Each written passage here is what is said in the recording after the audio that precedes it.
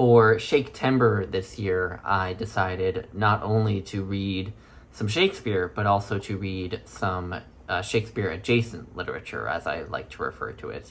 And the work that I'm going to be talking about in this video is a play by a contemporary of Shakespeare's that was supposed to have been a really strong influence on and inspiration for Shakespeare's Hamlet. But before I get into that, just for those of you who maybe aren't aware of the event Shakespeare, Shakespeare is the annual celebration of the works of William Shakespeare that takes place in September of every year here on BookTube. I will leave links to the hosts of the event's announcement videos for the event for anyone who wants more information. But without further ado, I want to get into talking about The Spanish Tragedy by Thomas Kyd. So I want to talk first a little bit about Thomas Kyd and about what got me interested in the Spanish tragedy and reading the Spanish tragedy. So Thomas Kyd was born probably in 1558. That's at least when we have the documentation that he was baptized. And mostly people are baptized not soon after they're born. So he was probably born in 1558, which is several years before Shakespeare. So he was an older contemporary of Shakespeare's. He also is supposed to have been friends with Christopher Marlowe, and he died, unfortunately, rather young. He died when he was 35 years old in 1594. I imagine it was much more common to die that young back in Elizabethan England, but still, that's quite young. And not very many works by him survive, at least not many works that are attributed to him or that we know about. The Spanish tragedy is really the one, as far as I can tell, that people still read, or that we have. When I looked it up, I could only find a couple of other works that are attributed to Thomas Kyd, and they were generally translations or adaptations of other people's works. So this is pretty much the work that he's known for. And the Spanish tragedy was probably written somewhere between 1582 and 1592. That obviously leaves a huge gap within which it could have been written. And it's not really clear when exactly it was written, except that it was definitely within that span. And the Spanish tragedy is widely regarded as one of the first, if not the first, revenge tragedy, Elizabethan revenge tragedy. So the revenge tragedy, a tragic play about someone who was driven by revenge, was a really popular genre in Elizabethan and I think to an extent Jacobean England. And of course Hamlet would be kind of a revenge tragedy, but also kind of a commentary on revenge tragedies. But the Spanish tragedy itself, at least, is one of the prime and most popular examples of a revenge tragedy, if it wasn't the first. It was hugely influential in its day because of its influence on the revenge tragedy. And so Shakespeare would undoubtedly have seen it on the stage, have read it, and Shakespeare was supposed to have been strongly inspired by the Spanish tragedy when he wrote Hamlet. And I'm going to talk some about the similarities and differences between Hamlet and the Spanish tragedy. But another thing that Thomas Kyd is notable for is, or possibly notable for, is that there is hypothesized to have existed. It's a strongly supported hypothesis, but nonetheless the actual text isn't known, but there is hypothesized to have been something called what's referred to as the Hamlet, which is a version of Shakespeare's Hamlet that was written much earlier and that had a lot of the same characters and situations, but that obviously was not fully developed into what we now know as Hamlet. And a lot of people think that Shakespeare himself wrote the Hamlet, and that would make a lot of sense because it would make it basically just a earlier draft of Hamlet. But some scholars actually believe that Thomas Kyd wrote the Hamlet and had it staged. So Thomas Kyd is interesting in that sense, in that he may have had even more of an influence on Hamlet than we even realize, beyond how the Spanish tragedy may have influenced Hamlet. So with throat clearing out of the way, let's talk a little bit about the Spanish tragedy. What is this about? Summarizing the plot of this play is kind of hard. There's a lot going on, there's a lot of characters, there's a lot of crazy twists and turns in the plot. We open with a scene where we meet the ghost of a man named Andrea. And this ghost, Andrea, wants revenge for his own killing. Right? Parallel with Hamlet, obvious. And on the stage with the ghost of Andrea is the personification of revenge. And so Andrea goes on in this long opening speech about how he wants revenge, and the personification of revenge basically tells him, don't worry, I got your back, you're gonna have revenge. And the rest of the play is how we see the man who killed Andrea getting ostensibly his just desserts. And so to give you a little bit of background to the events that the Spanish tragedy is dealing with, as the title would suggest, it does take place largely in Spain and partly in Portugal. Before the events of the Spanish tragedy happen, Spain was ruling over Portugal. So at this period in history of Spanish and Portuguese history, Spain actually ruled over Portugal. And before the events of this play, Portugal had revolted against Spanish rule. And so the Spanish king had sent his army in to subjugate the Portuguese and restore Spanish rule. And Andrea had been a knight in the Spanish army and had been killed in this battle to put down this revolt by the Portuguese. And specifically, he'd been killed by a man named Balthazar. And Balthazar is one of my favorite names ever. I know that obviously it's a name that's used widely, but I just love that as a name. But that aside, Balthazar is the son of the Viceroy of Portugal. So Balthazar is kind of basically the Prince of Portugal. And so Balthazar had killed Andrea, and in the battle to restore Spanish rule, a man named Horatio, which is slightly confusing because obviously there's a character named Horatio in Hamlet, but a character named Horatio had captured Balthazar in battle and brought him back to the Spanish king after this battle. And so that's kind of where the events of the play open, is this battle has already happened, Spanish rule in Portugal has been restored, and Horatio is bringing Balthazar back to the Spanish king. And what happens, what you see right off the bat is the nephew of the King of Spain, who is named Lorenzo, who is the son of the Duke of Castile. The Duke of Castile is the brother of the King of Spain, and so Lorenzo is the king's nephew.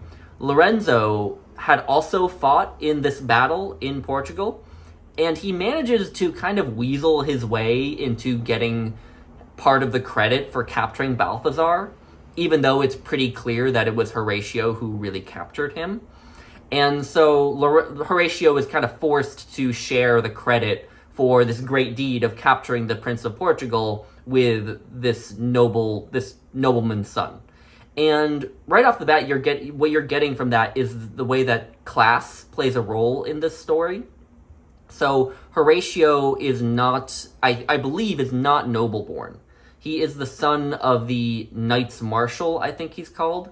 So the Knights Marshal would be a figure who was really important in the criminal justice system in the Spain at the time. So we would pass down judgment on criminals and so on and so forth. And so Horatio is the son of the Knights Marshal. And so I believe he is not noble-born. And so he's kind of forced to let this happen, to let this nobleman take partial credit for what Horatio basically did. But anyway, so that occurs. And so Balthazar is actually given into the custody of Lorenzo. And Balthazar and Lorenzo start to become buddy-buddy with each other. Right? So they're going to be the main villains of this story. Horatio goes and after this scene, goes and talks to Belle Imperia. Belle Imperia is the main kind of female character in this play, and she is the former lover of Andrea. And she, like the ghost of Andrea himself, wants revenge for killing her lover. And she tells Horatio this, and Horatio tells her that he will get revenge on her dead lover, and so she immediately falls in love with Horatio, which is fairly unrealistic, but I think that's par for the course with drama of this time and with the way that a female character might be written at the time. And Belimperia and Horatio, given that they are now lovers, decide that they're gonna, at nighttime, go off into somewhere and have a good time together. Euphemistically, have a nice time together, is basically what they say. And the audience, of course, can fill in the blanks for what they're going to be doing. And Balthazar and Lorenzo don't like Horatio, mainly because Balthazar is in love with Belimperia and wants her for himself. And so they want Horatio gone.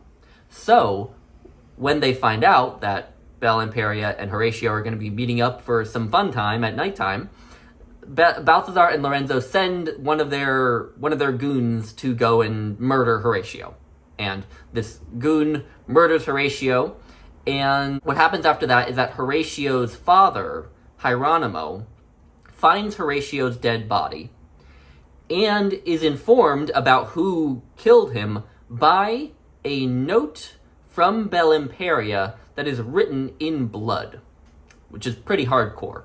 And the whole rest of the play is Hieronymo's efforts to get bloody revenge on these men who have killed his son. And he kind of does it in collaboration with Belimperia. And that's the plot of the rest of the play. And what's interesting to me right off the bat here is that the first almost quarter to 1/3 of the play, the main character, Hieronymo, doesn't even play that big a role. He appears a couple times in these early scenes, but he really doesn't leap forward as the main character until it feels like a quarter or a third of the way through the play. So that already is kind of neat and kind of fascinating to me. But I'm not going to go on and summarize the whole rest of the play because I don't want to spoil it all. But I did want to get to the point where I could just say that the main kind of revenge motivation that we have in this is a father, Hieronymo, getting revenge for the killing of his son Horatio on these two men, right, with the help of this young woman. And so there's some interesting kind of themes that leap out in the Spanish tragedy. And I've already kind of mentioned the way that class plays a role, the way that Horatio is kind of forced to allow Lorenzo to take partial credit for what Horatio basically did, and he basically allows this to happen because he knows that there's not much he can do, being a guy who's not noble-born like Lorenzo is. There's also another scene where the King of Spain and Lorenzo, and I think also Balthazar and some others, are sitting down to dine, and the King of Spain kind of says to Horatio, Horatio, you're in need of promotion, so you know what you're going to do? You're going to wait on me while I eat. Like, he tells him that he's going to be his cupbearer, basically, which sort of was like waiting on him. And the fact that the king sees making this guy wait on him at the table as being a promotion for him, I think is just indicative. Another way in which it plays a role, I think, is in Belimperia's love interest. So Belimperia was in love with Andrea before, and we're told that her father is actually the Duke of Castile. So she's another wrinkle in this plot, is that Belimperia is Lorenzo's sister. Belimperia's father, the Duke of Castile, did not approve of her affair with Andrea. And you get the sense that it was because he didn't think Andrea was good enough for her, was good enough for his daughter, right? And another wrinkle to all of this is that the King of Spain wants Belimperia to marry Balthazar to kind of solidify the union of Spain and Portugal. And Belimperia very much does not want this. Not only because of Balthazar's involvement in the killing of Horatio, but also just because she's not in love with him. And so I feel like class plays a role there as well, right? And Horatio, too, would be perceived as below Belimperia, because, again, he's not noble. So you see how social class kind of plays a role in these politics of this revenge tragedy, which I didn't really expect in a Elizabethan revenge tragedy for it to have this commentary on social class. I was not expecting it at all. And another thing that I wasn't expecting was Belle Imperia. I will say that I did comment earlier on how her kind of instantly falling in love with Horatio was kind of unrealistic and kind of par for the course with the way that plays were written at the time and probably that female characters were written at the time. And that could be seen as somewhat problematic, but as a female character, she exercises agency in really compelling ways, specifically within the confines of being a woman at the time, right? So at first it's exercised in compelling Horatio to get revenge on Andrea for her, but then once Horatio's gone, she actually pretends to be in love with Balthazar as a part of hers and Hieronymo's kind of scheme to get revenge, right? So you can see her kind of using her agency, right? And so she's a really compelling character in this. I still don't think she's treated entirely well for reasons that I don't want to spoil, but she's a really fascinating character as well. But the character who really stands out in all of this is Hieronymo. And Hieronymo has all the best lines, has all the best speeches. My understanding is that the role of Hieronymo in the Spanish tragedy was one of the great roles in Elizabethan England, and I can see why. He has so many compelling lines. He has the most lines of any character in this play, and he goes through. Well, he's the central character, of course. I want to read some of his lines because some of them are just so compelling. One individual line that he says fairly early on in the play, after he finds his son murdered, one line in a longer speech that he says, really I loved, and the line is, "Oh heavens, why made you knight to cover sin?" Which I thought was really compelling line. But he has some great speeches, and I want to read a couple of them. So a similarity between the Spanish tragedy and Hamlet is that at a certain point, Hieronymo pretends to go mad in order to kind of put Lorenzo and Balthazar off his trail. So definitely a similarity to Hamlet. And so this speech is kind of a mad speech. It's kind of him showing his madness to some people. And Hieronymo has just been asked by some unnamed Portuguese characters where they can find Lorenzo. So they're looking for Lorenzo, and they've just asked Hieronymo where they can find him. And this is how he responds. "Oh, forbear, for other talk for us far fitter were. But if you be importunate to know the way to him, and where to find him out, then list to me, and I'll resolve your doubt. There is a path upon your left-hand side, that leadeth from a guilty conscience unto a forest of distrust and fear, a darksome place, and dangerous to pass. There shall you meet with melancholy thoughts, whose baleful humours, if you but uphold, it will conduct you to despair and death, whose rocky cliffs, when you have once beheld, within a hugy dale of lasting night, that, kindled with the world's iniquities, doth cast up filthy and detested fumes, not far from thence, where murderers have built a habitation for their cursed souls, there, in a brazen cauldron, fixed by Jove in his fell wrath upon a sulphur flame, yourselves shall find Lorenzo, bathing him in boiling lead and blood of innocence." And the two Portuguese men are basically just like, all right, well, this guy's crazy. I don't know what he's talking about. And then they leave. So great speech. And then another speech that I want to read, it's shorter than this first one, is where it's not long after that when Hieronymo confronts the king of Spain about Lorenzo. And so this is what he says. "Away, Lorenzo, hinder me no more, for thou hast made me bankrupt of my bliss.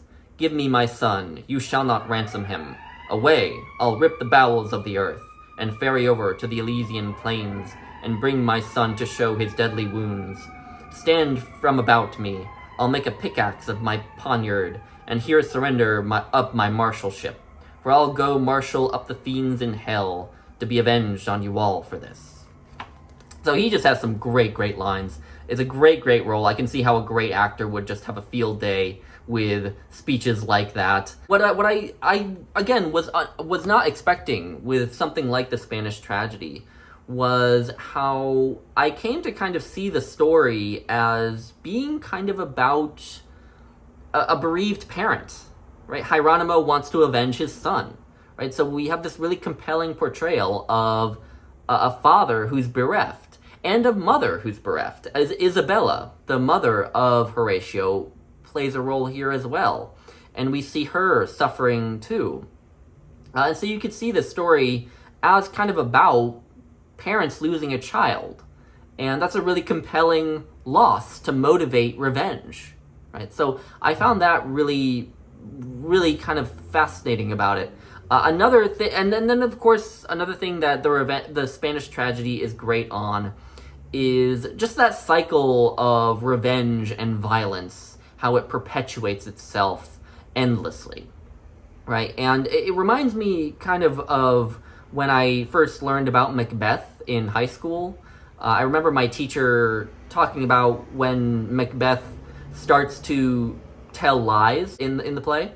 He starts to tell lies, and what you see happen is that he'll tell one lie, he'll start by telling one lie, and then to kind of cover his trail for that lie, he ends up having to tell a second lie, and then to continue to cover his trail, to cover both those lies, he has to tell a third lie, and so Macbeth gradually kind of weaves himself this web of lies because he's started to lie. And I feel like similarly in the Spanish tragedy, you see this web of revenge and violence happen, where one act of violence spawns another, which then necessitates another, which then necessitates another, and it's just this spiral that seemingly could never end. And the Spanish tragedy is great on that, and it doesn't portray revenge in a positive light. Revenge is a bad thing that could cause the kingdom to collapse. It's unclear if it causes the kingdom of Spain to collapse. It maybe does, but it's not portrayed as a good thing, right? So I found the Spanish tragedy really compelling in its own right, but I also would like to talk about some of its similarities to and differences from Hamlet, because I will say that going into reading the Spanish tragedy, I did worry that it would just feel like reading a kind of watered down Hamlet, and so be kind of disappointing in that sense. Or else I would only take interest in it insofar as it influenced Hamlet. But I hope what I've said so far, all the things I've said so far, have shown that did not happen, that I enjoyed the Spanish tragedy in its own right, and I very much recommend reading it if you're interested in Elizabethan theater, in the theater that would have been going on in Shakespeare's day by other playwrights, but also just to read a great revenge tragedy with, again, a really compelling way in which it deals with revenge, right, and cycles of revenge and violence. But I do want to talk about the similarities and the differences between this and Hamlet, because I think both of them are notable. So a lot has been made of the different similarities of this to Hamlet, so I'll list them off. For one thing, it's a revenge tragedy, so that's pretty obvious. Hamlet arguably is kind of more of a commentary on revenge tragedies than a revenge tragedy itself, but nonetheless, it's about revenge for sure. Then we have a ghost who wants revenge for his own death, of course. The ghost of Andrea in the Spanish tragedy, the ghost of old King Hamlet in Hamlet. We also have a play within a play, playing a big role, so to speak, in the Spanish tragedy. I haven't really talked about it because the play within a play in the Spanish tragedy is really kind of a climactic moment, and so it would involve big spoilers for people who might not want spoilers. But there is a play within a play. Hieronymo at one point decides to have people act in a play of his own writing. And so there's that element as well. We also have a character feigning madness to kind of put his enemies off his trail, right? Hieronymo does this, Hamlet does this for a part of the play, of that play. And a similarity that I don't hear many people bring up is we have a woman who takes her own life in grief. So in Hamlet, famously, Ophelia, ostensibly over grief from the death of her father, takes her own life. And in the Spanish tragedy, Isabella, the wife of Hieronymo, the mother of Horatio, also takes her own life in grief. And before she takes her own life, again, like Ophelia, she kind of loses her mind. So we have that parallel as well. And I don't hear as many people comment on that one, so that's one that I wanted to bring up. But then, I mean, there are notable differences between this and Hamlet, and I think they are kind of fascinating in the way that they differ. So the ghost, for one thing, the ghost in Hamlet is the ghost of Hamlet's father, King Hamlet, telling Hamlet to get revenge on him, right, on Claudius for supposedly killing King Hamlet. In the Spanish tragedy, the ghost who wants revenge, for one thing, the ghost who wants revenge in the Spanish tragedy never once actually interacts with any of the human characters. And so in Hamlet, you have this element of haunting, that the ghost of King Hamlet is arguably kind of haunting the Prince Hamlet. Whereas in the Spanish tragedy, the ghost is just kind of there as an observer, right? And I something I didn't mention is that in the Spanish tragedy, the ghost of Andrea and the personification of revenge are supposed to be on the stage watching the action as it happens for the entire time of the entire runtime of the play. And at the end of each act of the play, there are 4 acts, they kind of take a moment to offer some commentary on how the events are proceeding, right? So anyway, but the ghost is fairly different and used very differently and portrayed very differently. The ghost, I feel like in the Spanish tragedy, is a lot less spooky, a lot less scary. So arguably less compelling. But moving on to other differences, another difference is that the avenger, the person seeking revenge in this play is, I would argue, is Hieronymo much more than Andrea, because Hieronymo's desire for revenge for the death of his son is much more immediate to the reader and the viewer than is the death of Andrea, because Andrea is just someone who kind of is there as a ghost and comments every now and then, but we don't really get to know him as a character. Whereas the death of Horatio is maybe not shown on stage, but we see the events leading up to it, and we basically see it happen in the play. And the whole rest of the play is Hieronymo trying to get revenge for Horatio. And so I would argue that that is the central revenge piece of the Spanish tragedy more than Andrea. And so we kind of, in that revenge pairing, we have a reversal of what's in Hamlet. Right? In Hamlet, it's the old King Hamlet telling Prince Hamlet, his son, to get revenge. In the Spanish tragedy, it is father, Hieronymo, avenging his son, Horatio. So we have that reversal of the generations. And I think that speaks to a wider difference between Hamlet and the Spanish tragedy. I feel like the Spanish tragedy gives a lot more attention to the older generations. And by old, I don't mean that they're old people, just the adult generation, as opposed to the younger, newer generation. So Hieronymo is the main character, and the King of Spain is a prominent character, and there are other characters, and most of the younger characters in the Spanish tragedy either are evil and or die. Spoiler alert. But you could probably have seen that coming. And so the Spanish tragedy treats its young characters very poorly. And Hamlet arguably does as well. I mean, most of the younger characters in Hamlet also die, but not all of them. Horatio is alive at the end. And the Horatio of Hamlet, not the Horatio of the Spanish tragedy. He's alive, and he's supposed to be going off to tell Hamlet's story. And Fortinbras is still alive. Whether we see Fortinbras as a hero or a villain is maybe up for debate. I think most people see him as a good character, but he's still alive. And I feel like in Hamlet, the first-person perspective is much more from Hamlet, the younger generation, and Ophelia as well, and Horatio, than it is from Claudius or Gertrude, or King Hamlet, certainly. And so I feel like in the Spanish tragedy, we have much more of a fixation on the older generation, and the younger generation basically dying out. There's this sense that there's not going to be any continuation in the Spanish tragedy because the younger generation have all been killed. Whereas in Hamlet, at least Horatio and Fortinbras are alive, right? So there's that as well as a difference. And then the last difference, which is a bit of ending on a whimper rather than a bang, but in the Spanish tragedy, we have a personification of revenge on the stage, right? The personification of revenge is always there with the ghost of Andrea. And to me, that feels very old-fashioned. That feels very medieval.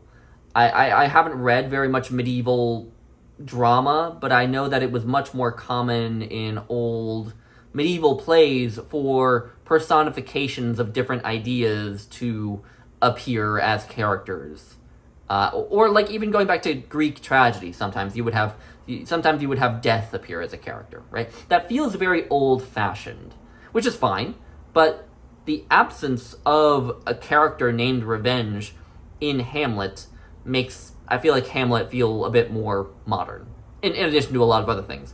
But yeah, Hamlet does on the whole feel a lot more modern than the Spanish tragedy. But anyway, I do strongly recommend the Spanish tragedy. Certainly, if you are a fan of Hamlet, I think this would be fascinating to read. But even just outside of that, it's a really compelling play. I would love to see a production. I don't really see how that's ever going to happen. I don't even know if it's staged much anymore. But I would love to see it, because I imagine it would be extremely compelling. The Spanish tragedy is just mayhem. You know, I almost enjoyed it against my better judgment, frankly, because it's just mayhem. It's just murder after murder after murder after murder and chaos, and I enjoyed every minute of it. I really did. And so if you're, but it's a great read on its own. It's a great read if you're into Hamlet.